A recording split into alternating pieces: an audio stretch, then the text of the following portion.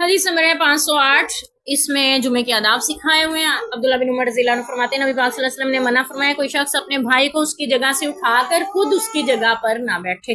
منع فرمایا آپ نے سے. عرض کیا گیا یا رسول اللہ کیا صرف جمعہ میں ہے؟ آپ نے فرمایا جمعہ اور اس کے علاوہ اور موقع پر بھی.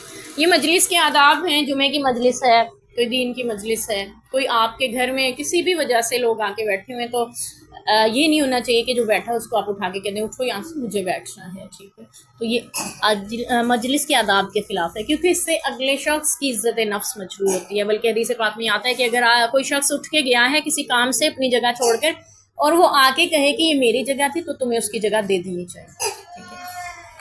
یہ الگ بات ہے کہ کوئی بڑا آیا ہے اور آپ خود اس کے لیے مجلس میں جگہ بنا دیں، آپ خود اپنی سیٹ اپنی جگہ اس کو دے دیں، تو یہ آنے والے کا ادب ہے. بلکہ حدیث پاک میں یہ بھی آتا ہے اگر مجلسوں کو کشادہ کرو، یعنی حدیث کا مفہوم ہے اگر مجلس میں جگہ نہیں بھی ہے کسی کے آنے پہ آپ تھوڑا سا بھی اپنی جگہ سے کھسک جاتے ہیں نا تو یہ بھی آنے والے کو عزت افزائی ہوتی ہے. اس کو یہ محسوس نہیں ہوتا کہ آپ اپنی جگہ سے ہل بھی نہیں رہے، ایسے جم کے بیٹھے ہوئے کہ جیسے اس کے آنے کا کوئی فرق نہیں پڑا آپ کو. تو مجلس کے آداب جو ہیں ان میں یہ چیز بھی شامل ہے کہ آپ کسی کو اس کی جگہ سے نہیں اٹھائیں. خود کوئی اٹھ کے اپنی جگہ دے دیں تو آپ ضرور اس کا شکریہ ادا کر کے آپ وہاں بیٹھ سکتے ہیں، اور کوئی آپ کا بڑا آیا ہے تو آپ اس کے لیے بھی مجلس اپنی جگہ چھوڑ سکتے ہیں. یہ بھی آنے والوں کے. اور پھر اگر نہیں جگہ ہے تب بھی آپ تھوڑی سا کھسک جائیں اپنی جگہ سے.